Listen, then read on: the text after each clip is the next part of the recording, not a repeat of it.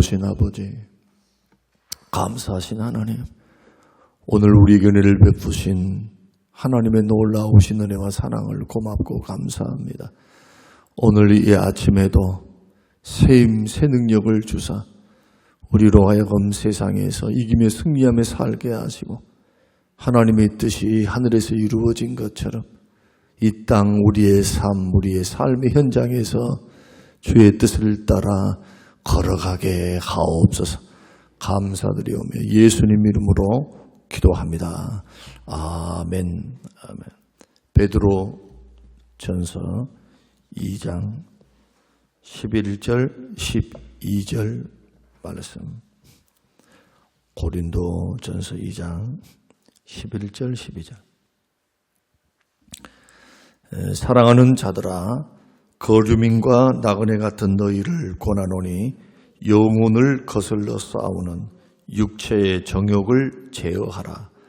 너희가 이방인 중에서 행실을 선하게 가져 너희를 악행한다고 비방하는 자들로 하여금 너희 선한 일을 보고 오시는 날에 하나님께 영광을 돌리게 하려 함이라. 아멘. 아멘. 오늘 말씀을 통해서 나그네로 사는 성도의 삶은 어떠해야 되는가? 우리 나그네 인생길을 걸어가는 우리들이 해야 할 내적인 준비, 또한 외적인 증거에 대해서 오늘 말씀하고 있기 때문에 오늘 이 말씀을 통해서 행인과 나그네로 우리가 살아가는 인생 속에서 거룩하고 구별된 삶을 살기 위해, 또 도처에서 믿는 사람들을 향해서 고운 시선이 아니라 곱지 않은 시선으로 바라보고 있는 이 세대 가운데 우리는 어떻게 빛이 되고 어떻게 하나님께 영광이 되며 비방한다는 그 자들, 비방하는 자들의 입을 막을 수 있겠는가? 한마디로 말씀드리면 믿는 사람들은 선으로 악을 이겨야 합니다. 세상이 우리를 향해서 비방하고 핍박하고 오해하고 우리들을 무시하고, 기독교를 과거에는 개독교 하면서 그렇게 무시하면서 반대하는 움직임들이 일어날 때도 세상을 향해서 우리들이 우리의 존재감을 드러낼 수 있는 방법은 선한 행실입니다. 바깥으로 드러나야 한다는 겁니다. 그래서 오늘 이러한 말씀들을 통해서 우리의 사명은 분명합니다. 교회에서 일하는 것만이 사명이 아닙니다. 여러분들이 밖에 나가서 예배의 연장으로서 우리가 삶을 거룩하고 구별되게 언행심사를 가져가는 것, 이거 굉장히 중요한 겁니다.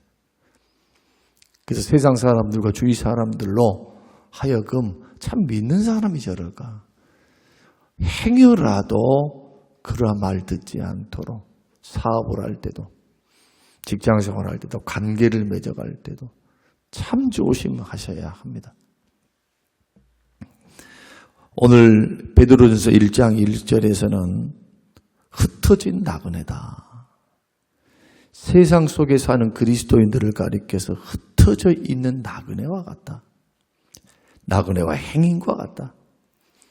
세상 속에 살지만 세상에 속한 자들은 아니라는 겁니다. 세상에 살면서 여기에 정착하면서 사는 사람들이 아니고 세상을 지나가는 사람들이란 그러한 강한 암시를 우리에게 주시는 겁니다. 이 땅에서 영원히 거할 자가 아니다. 잠시 머물러 가는 하늘 본향을 향해서 걸어가는 순례자들이다. 이러한 나그네로 사는 사람들은, 성도들은 그러면 어떻게 인생을 살아가야 하는가? 오늘 본문이 두 가지로 말씀을 하는데, 내적으로는 육체의 정욕과 싸워야 되고, 외적인 삶으로는 선행을 드러내서 하나님께 영광을 올려드려야 함과 동시에 우리를 오해하고 비방하는 사람들, 예수 믿는 것들이 그러냐라고 막연하게 생각했던 그리고 미워했던 자기들하고 종교가 다르고 사상이 다르고 생각이 다르다는 이런 것 때문에 또 무신론자들이 그렇게 거들떠 보지도 않고 그렇게 이상한 눈으로 바라보고 있는 사람들이 인식을 바꿀 수 있는 그런 방법이 선한 일을 보고 오시는 날에 하나님께 영광을 돌려드리는 것. 그래서 선한 일이 되어져야 된다는 겁니다. 먼저 우리가 생각해 보고자 하는 것은 그겁니다. 우리 그리스도인들의 정체성은 뭐냐? 세상에 속하지 않는 하늘의 시민권을 가지고 사는 사람들이다. 빌립보서 3장 20절 그러나 우리의 시민권은 하늘에 있는지라 거기로부터 구원하는 자 곧 주 예수 그리스도를 기다리노니. 그러니까 이 땅에 살면서도 언제나 본향을 바라보는 자, 천국이 기다리고 있다. 내 집이 있다. 영원한 집이 있다. 이것을 잊어버리면 안 돼요. 그러면 세상에 집착하게 됩니다. 돈이 많을 때는 얼씨구나 좋구나 하면서 돈 쓰는 재미로 살고, 돈이 없을 때는 코가 납작해서 실망, 절망하고 인생을 한탄하고 하나님의 자녀된 특권을 누리지 못하고 하나님의 자녀된 그런 권리를 받았으면서도 왕자면서도 거지같이 사는 그러한 인생을 살아간다면 제일 가슴 아플 분이 누구일까요? 하나님이시죠. 영생과 구원을 주셨고 죄사함을 주셨고 영원한 천국을 기업으로 주실 그 하나님의 약속이 기다리고 있고, 우리 주님이 요한복음 14장 1절에서 우리를 위해서 처소를 예비하러 가셨던 천국 건설하시는 거죠. 그 권능을 가지고. 그러한 하나님의 약속이 분명한데 나는 이 땅에 살면서 나의 정체성을 망각해버리는 겁니다.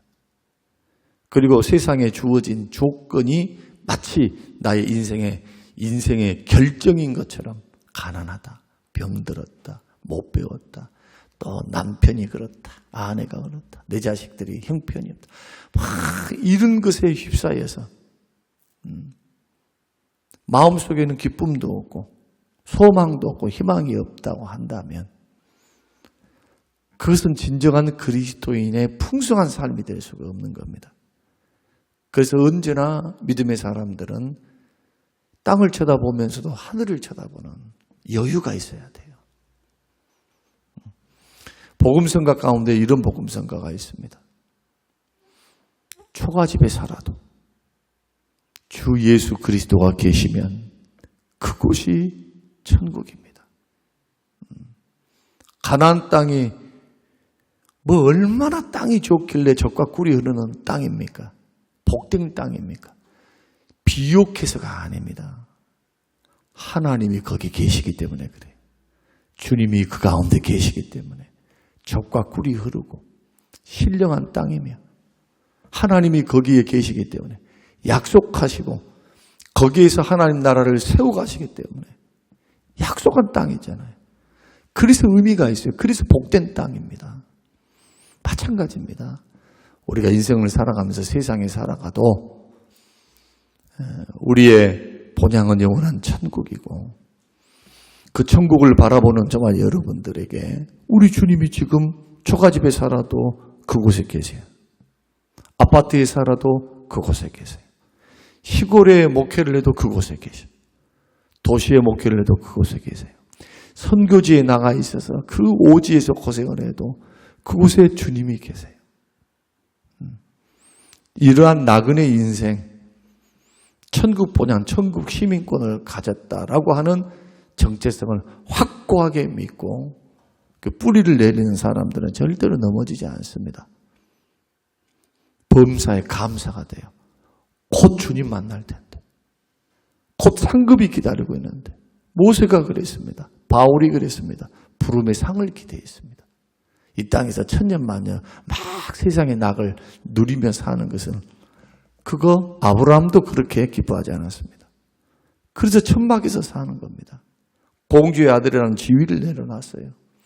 바울은 결혼도 하지 않고 사명에 붙들려 살았습니다. 이러한 삶의 끝이 결코 불행하지 않습니다. 그러나 지금 오늘날 세대와 오늘날 세상은 자꾸 부추깁니다. 돈이 있어야 돼. 맞죠? 돈이 없으면 안 되죠. 근데 돈이 전부야 이렇게 말한단 말이에요. 자꾸. 그러려면 직장이 있어야 돼. 그러려면 공부 열심히 해야 돼. 이것만 가르쳐요. 바르게 살고 하나님 앞에서 의미 있는 인생을 사는 게 뭔가에 대한 가르침, 인문학적인 가르침도 요즘은 부족해요. 도처에서 돈 전쟁 지금. 무력 전쟁도 있지만 돈 전쟁이 너무 판을 치고 있어요. 영적으로 너무 혼란스러워요. 기복주의, 물량주의, 황금만능주의. 이제는 경건하게 믿음으로 사는 가난한 사람들을 교회 안에서도 무시합니다. 루저라고. 저렇게 믿으면서도 저렇게 가난하냐. 이런 시각으로 봐요. 반대로 생각해야 되는데 얼마나 교회 안에 물량주의와 황금만능주의, 세속주의가 들어왔는지 몰라요. 그게 정상입니까? 정상 아닙니다. 정상 아니에요. 비정상입니다. 교회가 세속화되는 과정 속에 있는 겁니다. 오히려 이렇게 외쳐야 합니다. 우리의 본향은 이 땅이 아니고 영원한 천국이다. 그래서 우리의 시선이 이 땅에서 사명을 감당하며 빛과 소금으로 복음 전도하고 하나님의 영광을 드러내는 그리스도의 닮은 삶을 추구하면서도 내 눈은 하늘을 바라보며 영원한 본향을 향해서 걸어갈 수 있는 믿음의 여유가 있어야 합니다. 여러분 정말 예수님 한 분만 있으면은 그 예수님으로 만족하고 계신가요? 정말 그렇습니까? 삶을 살아갈 때 정말 그런 고백으로 삽니까? 조그만 손해만 봐도 미쳐 죽을 지경이에요. 누군가에게 자존심만 조금 상해도 예수님으로 만족하고 산다는 사람들이 견디지를 못해요. 그 안에 예수님으로 만족하면 예수가 전부이고 예수님으로부터 나의 인생의 의미와 인생의 삶의 목적이 예수 그리스도라면 나머지는 어떻게 해야 될까요? 예수 아닌 다른 것들은 분토와 같이 여기고 사도 바울이 고백했던 것처럼 두 가지를 다 가지고는 못 가요. 예수님이 말씀하셨던 것처럼 돈과 재물과 하나님을 겸하여 섬길 수는 없어요. 돈이 필요 없다는 게 아니고 믿음이 우선이라는 거예요. 하나님을 향한. 사람이 떡으로만 사는 것이 아니라는 것. 이것을 증명해내는 것이 신앙생활입니다. 지금. 구원받은 백성들의 성숙과 성장입니다. 그래서 오늘 첫 번째로 생각해야 하는 우리의 정체성은 나그네다. 두 번째는 육체의 정욕과 영혼의 싸움이 있습니다. 우리 속에는 어떤 싸움이 있습니까? 내적으로는. 갈라디아서 5장 17절 육체의 소욕은 성령을 거스리고 성령은 육체를 거스리나니 이 둘이 서로 대적함으로 너희가 원하는 것을 하지 못하게 한다. 마음에 막 원함이 있어요. 나는 저거 하고 싶어. 근데 하나님의 말씀은 성령께서는 아니라 그렇게 말씀을 해요. 나는 이렇게 하고 싶은데 성령님은 아니다 하고 나는 저렇게 하고 싶은데 하나님의 말씀은 아니라고 말을 합니다. 나는 속상해 죽겠는데 그래도 참아라고 말씀합니다. 선으로 행하라. 기도함으로 이겨라. 원수 갚는 거 내가 갚아줄 테니까 너 손도 대지 마. 참 답답한 노릇 아닙니까? 그런데 내 안에 있는 이 욕망이 단순히 정욕이 욕심만이 아닙니다. 하나님을 거스르는 거예요.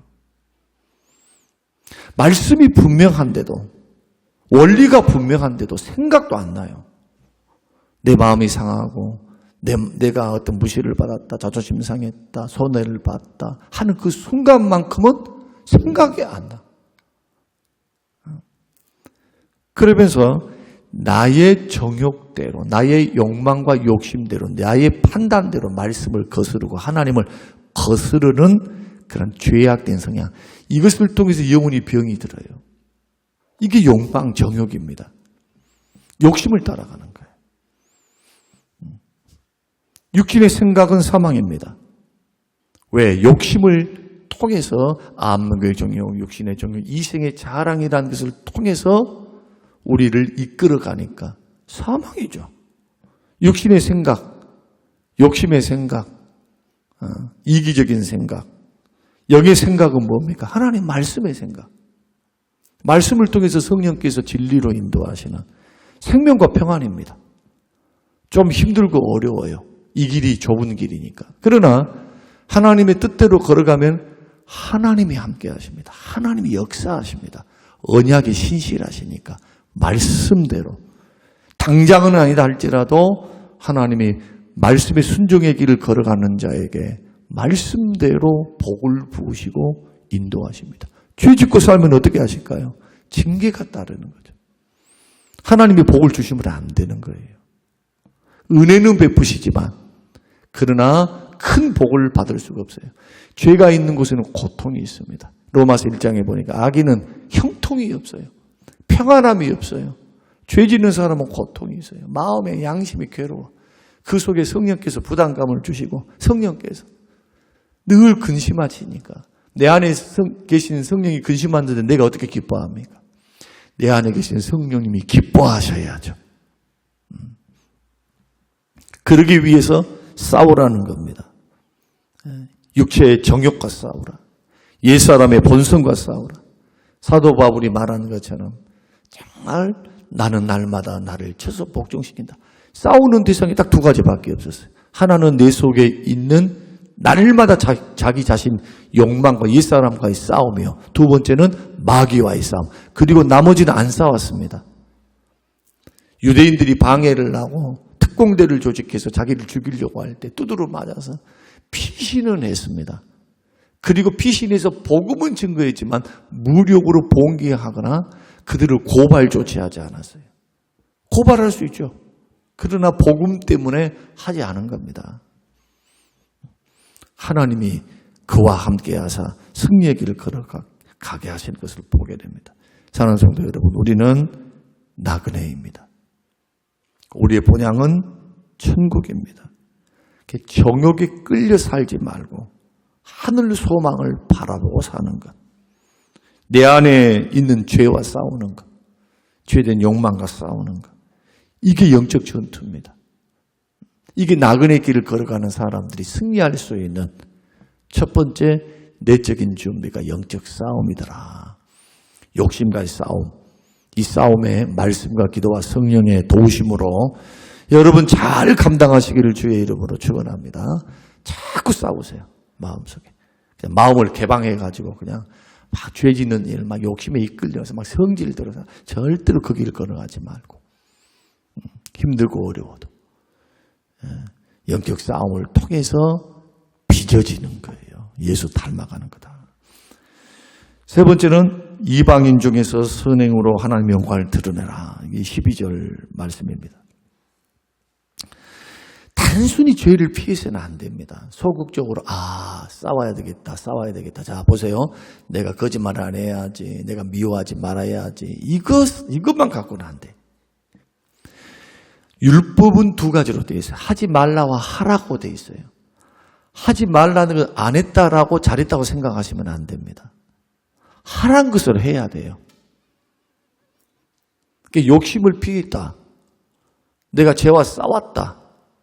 내가 미워하지 않았다. 그것만 그치면 반쪽짜리가 됩니다. 이렇게만 하면요. 죄를 극복하기가 어려워요. 어떻게 해야 되느냐. 여러분 이런 말 들어보셨죠? 최선의 공격이 최고의 수비라는 말씀 들어보셨어요? 공격을 잘하면 수비할 필요가 없을 정도로 수비가 되는 거예요. 볼을 가지고 있는 그 기회가 축구 경기에서 많으니까 역습을 대비하는 것은 있어야 되겠지만 그러나 수비만 하고 있으면요. 골을 언제 넣어요? 늘 기회가 있을까요? 슈팅 기회를 가지고 하는데 역습 기회가 몇 번이나 있을까요? 그래서 이러한 말씀은 똑같아요. 다시 말씀드리면 그겁니다. 적극적으로 선을 행하셔야 돼요. 미워할 그때 나는 미워하지 말아야지, 저 사람을 그냥 품어야지, 이런 식으로만 가지 말고 사랑을 실천해야 합니다. 선대해야 합니다. 마태복음 5장 16절, 이같이 너희 빛이 사람 앞에 비치게 하여 그들로 너희 착한 행실을 보고 하늘에 계신 너희 아버지께 영광을 돌리게 하라 그랬습니다. 우리의 삶의 전체에서 행실을 선하게 가져라 하는 것은 성실하고 거룩한 구별됨으로 세상 앞에 증거를 남기라는 겁니다. 여러분, 예수 믿어라, 예수 믿어라, 예수 믿어라. 물론 해야 돼요. 복음 증거해야 돼요. 그러나 복음을 모르는 사람, 교회를 막연히 비방하는 사람, 또 믿는 사람들로부터 실망했던 비그리스도인들의 입을 틀어막을 수 있는 방법은 선행을 행하는 거예요. 이것을 오늘 본문이 가르칩니다. 12절, 너희가 이방인 중에서 행실을 선하게 가져 너희를 악행한다고 비방하는 자들로 하여금 너희 선한 일을 보고 오시는 날이 어떤 날일까요? 심판하시는 날입니다. 굉장히 중요합니다. 예수님이 심판이 있어요. 심판. 그날에 하나님께 영광을 돌려드리게 하라. 비방했던 자들이 오히려 뭘 합니까? 심판의 날에. 오시는 날이 예수님의 재림 때 일어날 심판입니다. 그러니까 종말론적인 사건과 이어져 있는 겁니다. 우리가 발을 디디고 살고 있는 지역사회와 직장과 가정 안에, 우리의 삶의 바운더리 안에서도 우리들의 선한 행실을 통해서 그들이 하나님께 영광을 올려드릴 수 있도록 해야 합니다. 마태복음 5장에서 하시는 말씀대로. 그러나 또한 마지막 때 심판대 앞에는 다 살아납니다. 절대 죽지 않습니다. 죽는 자들도 살아나요. 불신자들도 살아납니다. 요한복음 5장 24절 말씀 보니까 그들은 심판의 부활로 일어나죠. 우리는 구원의 부활로 일어나죠. 네. 예수 그리스도를 믿지 않고 악행을 하며 하나님의 말씀을 거슬러 사는 사람들은 이런 심판받으려고 부활을 해요. 육체가. 우리는 예수님의 재림 때 죽어있던 사람들이 육체를 힘입을 때 어떻게 일어납니까? 이 누더기 같고 약한 육체입니까? 변화체가 돼요. 예수님의 몸처럼 거룩한 몸, 병들지 않은 몸, 죄가 없는 몸, 병이 없는 몸, 사망과 죽음이 없는 몸, 이 몸으로 변화됩니다. 이걸 가리켜 영화라 그래요. 예수님 재림하면 휴거할 때 일어나는 거예요, 이게. 살아있는 사람도 변합니다. 어떻게? 예수님의 몸처럼. 천사들은 육체가 없으니까. 예수님의 몸처럼 변화될 것을 너희들이 알지 않느냐. 계속해서 고린도전서 15장에서도 말씀을 하고 있습니다. 사랑하는 성도 여러분, 우리가 이제 이렇게 새벽을 깨우는 것은 뭔가 기도 많이 해서 얻어내려고 하는, 이제 우리 그런 수준은 이제 벗어났어요, 이제. 막 뭔가 작정으로, 물론 작정 기도가 필요하고 해야죠. 그러나 새벽 기도가 하나님을 사귀고 주께 가까이 가며 주의 얼굴을 구하고 우리의 믿음을 다시 한번 날마다 되새기면서 다시 오실 주님을 바라보고 내 삶을 점검하면서 거룩한 신부단장, 거룩한 행실, 믿음과 행실로 기름 등불 준비하고 성령에 충만하고 말씀 안에서 이 죄악 많은 세상에서 보석같이 빛나는 구별된 하나님의 사람으로 살기를 소원해서 새벽 기도를 드리며 나아가면 나머지는 따라옵니다. 영혼이 잘된 같이 범사가 잘 돼요. 물론 구하겠죠. 하나님, 자식들이 이 문제 있어요. 건강 문제 있어요. 저 문제 있어요. 하겠죠. 그러나 그것이 본질적인 구함이 되지 않고 하나님이 나의 구하는 대상, 믿음의 대상이 되는 겁니다. 사모하는 대상이 하나님이 되는 거예요. 하나님이 주실 어떤 축복, 하나님이 주실 어떤 응답, 하나님이 주실 어떤 문제 해결, 하나님이 주실 어떤 평안이 아니라 하나님, 만복의 근원 되시는 하나님이 나의 복이시고 그분이 전부이시고 그분을 사귀어 사는 것. 이게 새벽 기도가 돼야 돼. 이렇게 걸어가면 얼마나 주님이 기뻐하시겠어요. 야야, 너는 나에게 있는 부귀영화, 꼭 솔로몬에게 하는 말씀 같지 않습니까?